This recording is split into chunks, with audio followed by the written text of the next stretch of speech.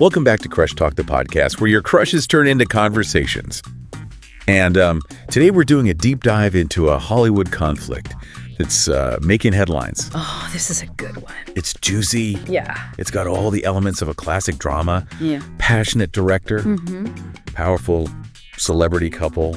And a clash of creative visions. Ooh, I love it already. Are you ready to unpack this one with me? I am so ready. Let's do it. Okay. This is going to be good. All right, so let's set the stage. Okay. You've got Justin Baldoni, known for his work on Jane the Virgin. Yeah. Someone who usually comes across as pretty down to earth. I agree. He's directing a film about domestic violence. Right. A topic he clearly cares deeply about and wants to handle with sensitivity. Yeah. Then you have Blake Lively and Ryan Reynolds, arguably one of the most influential couples in Hollywood. For sure. Starring in this film. Yeah. But the allegations suggest they wanted their influence to extend far beyond their roles as actors. Oh, Yeah, the sources paint a pretty intense picture of what went down behind the scenes. Oh, yeah.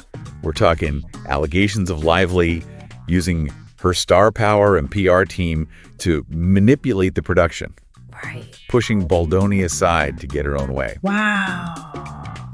And there are even claims that Reynolds got involved, allegedly making disparaging remarks about Baldoni, Oh, my God. and even potentially writing a Deadpool scene to mock him. That's brutal. It's a lot. It's a lot to unpack. It's a lot. Yeah.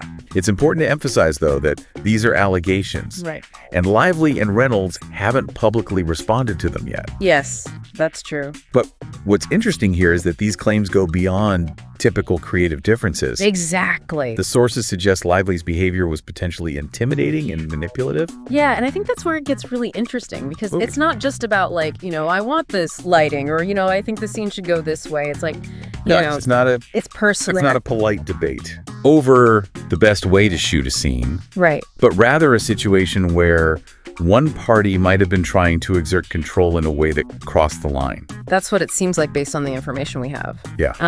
There are claims of threatening behavior, Okay. the editing team being excluded from the final cut and premiere, and Lively allegedly controlling which version of the film was shown at a festival.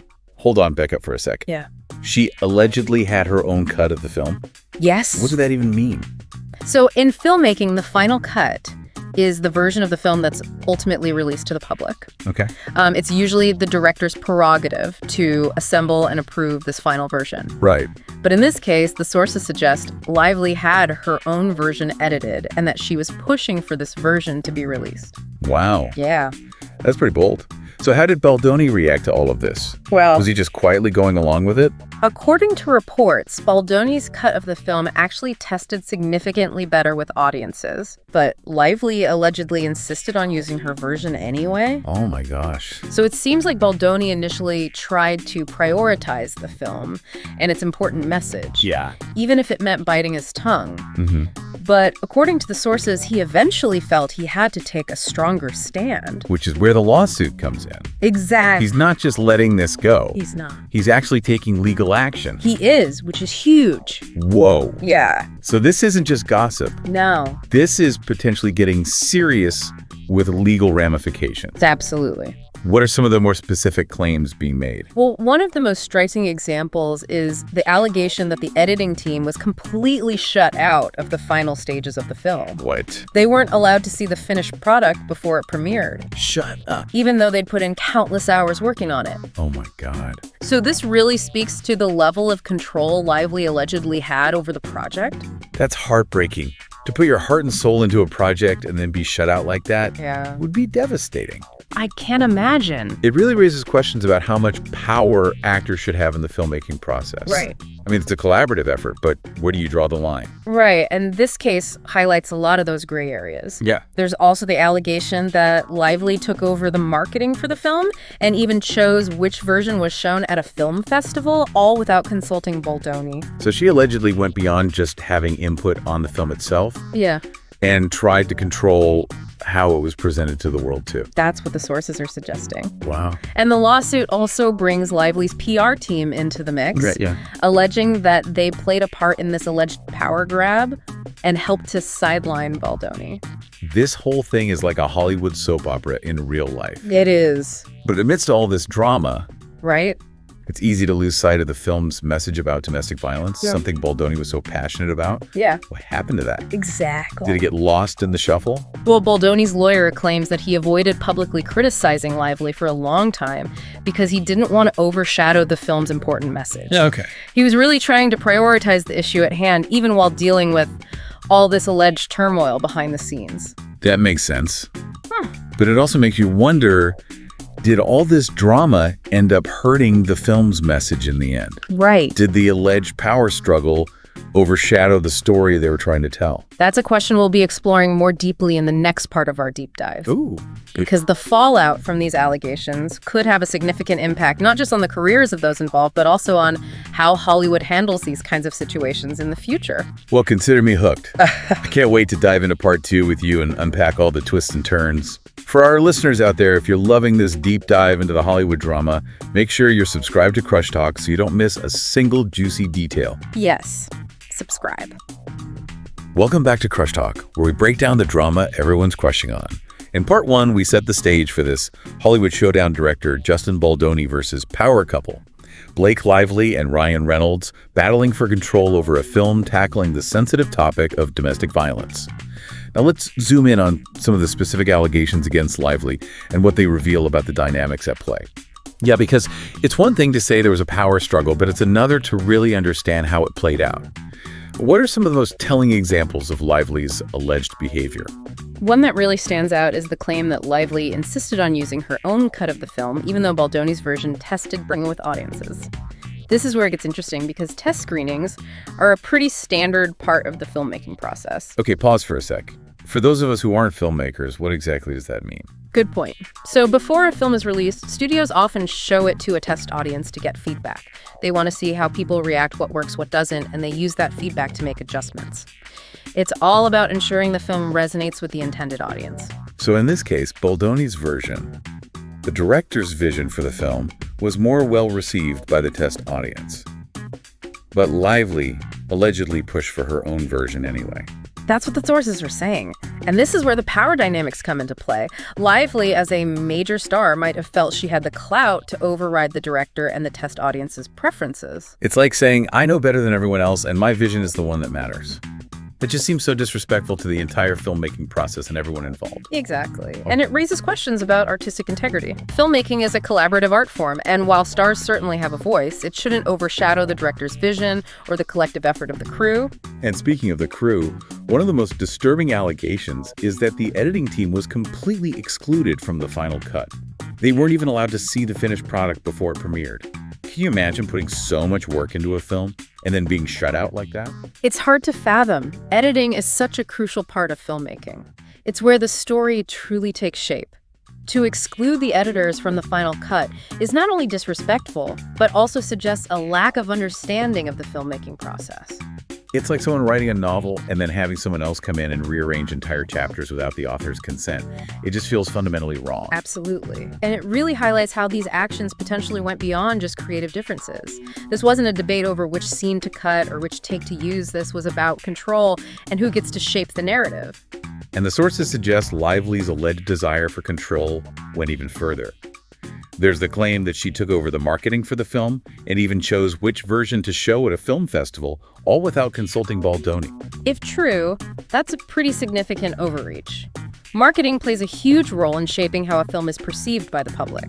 To have an actor, even a high-profile one, allegedly take control of that aspect of the filmmaking process is highly unusual. It's like an author being told they can't have any say in the cover art for their book or what blurb gets printed on the back. It's their story, but someone else is controlling how it's presented to the world. Exactly. And that speaks to the power dynamics at play here. The allegations suggest that Lively might have been leveraging her star power to assert control over aspects of the film that typically fall outside an actor's purview. And the lawsuit even implicates Lively's PR team, suggesting they were complicit in these actions. It's like an entire machine working to push Baldoni aside. If that's the case, it raises some serious ethical questions about the role of PR in Hollywood. Are they there to protect their clients at all costs, even if it means potentially harming others? Or should they be promoting transparency and ethical behavior? That's a really good question. Because if they were actively involved in helping Lively allegedly take control of the film that goes beyond just representing a client, it's potentially enabling harmful behavior. Right, and this is where the broader implications of this case come into play. It's not just about this one film or these individuals. It's about how power is wielded in Hollywood and the potential for that power to be abused. We keep coming back to this idea of power, and I think it's so important because we all have a crush on Hollywood to some degree, right? We're fascinated by the glamour, the fame, the stories. But this case is a reminder that behind the glitz and glam, there are real people, real power dynamics, and real consequences. Absolutely. And sometimes those power dynamics can lead to situations where creative voices are silenced, ethical boundaries are crossed, and ultimately the art itself suffers. And let's not forget the impact this alleged drama might have had on the film's message. Here's Baldoni trying to tell a story about a serious issue like domestic violence, and it allegedly gets overshadowed by this behind-the-scenes power struggle. What a mess.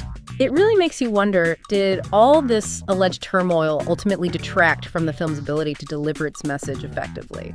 Did the drama overshadow the very issue Baldoni was trying to bring to light? These are some heavy questions, and I'm eager to see what kind of answers we might find in part 3. Stay tuned, Crush Talkers, because we're about to dive into the fallout from these allegations and explore the potential consequences for everyone involved. Welcome back to Crush Talk, the podcast that takes you behind the velvet ropes of Hollywood.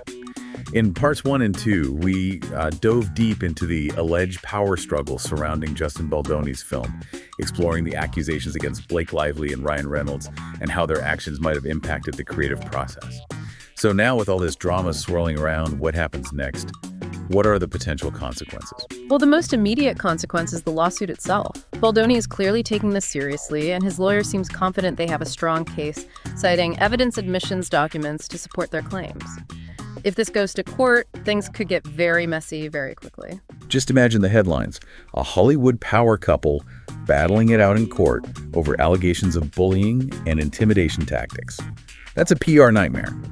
Do you think this could actually damage Lively and Reynolds' careers in the long run? It's definitely a possibility. Hollywood is all about image, and this case casts a pretty harsh light on theirs. Even if they're ultimately cleared of any wrongdoing, the negative publicity could linger, affecting future projects and brand partnerships. And what about Baldoni?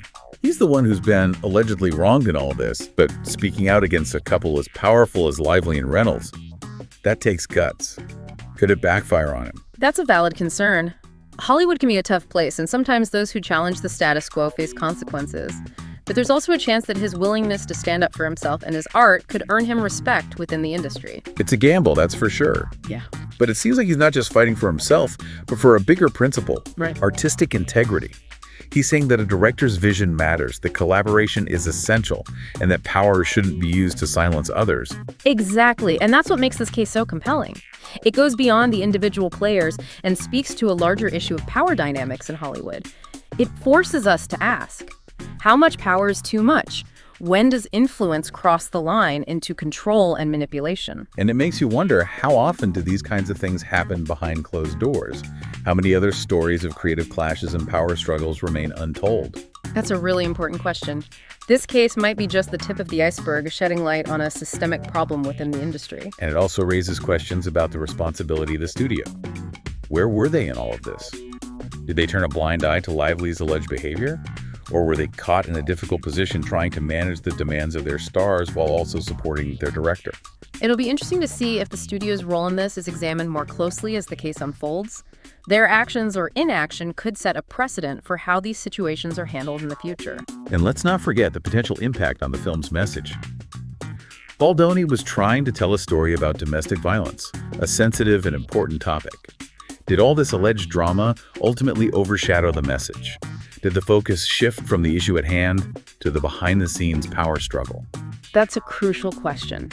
It would be a real shame if the film's message got lost in the noise of this controversy. Domestic violence is a serious issue, and it deserves to be treated with sensitivity and respect. And beyond the film itself, this case raises broader questions about celebrity culture and our own fascination with it. We put celebrities on a pedestal, but what happens when that pedestal becomes a platform for unchecked power? It's a reminder that celebrities, despite their fame and fortune, are still human beings capable of making mistakes, acting selfishly, and even abusing their power. It's a reality check for all of us who have a crush on Hollywood and the allure of fame. This case reminds us that behind the glamorous facade, there are real-world consequences to actions, even in the seemingly fantastical world of movies. And ultimately, this case is about more than just a film or a few individuals. It's about accountability, about setting boundaries, and about ensuring that power is used responsibly, especially in creative industries where collaboration and artistic integrity are essential. This case is far from over, and it's sure to keep tongues wagging in Hollywood and beyond. But we hope this deep dive has given you some food for thought about the power dynamics at play, the importance of speaking truth to power, and the potential consequences of letting unchecked influence run amok. If you're loving these deep dives, be sure to subscribe to Crush Talk so you don't miss a single juicy episode. And until next time, keep those crushes coming, and remember, we're here to turn them into conversations that matter.